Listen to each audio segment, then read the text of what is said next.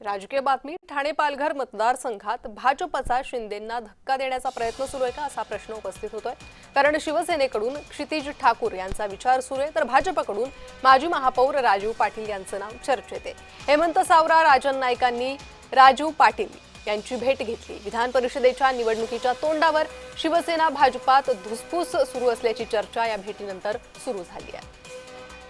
या संदर्भात अधिक माहिती घेणार आहोत। आमचे प्रतिनिधी जयराज राजवडे सध्या आपल्या सोबत जोडले गेले आहे। जयराज, काय समीकरण समोर येत आहेत?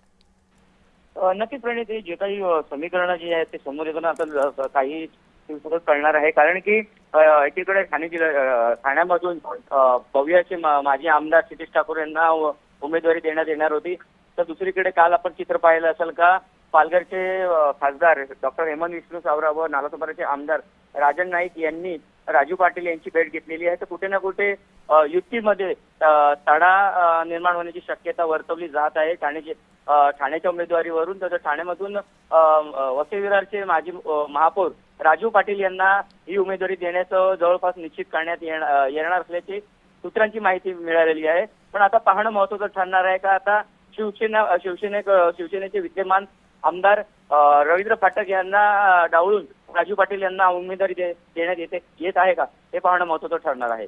जयराज, त्यामुळे या घडामोडींकडे लक्ष लागलेलं असेल। धन्यवाद या माहितीसाठी।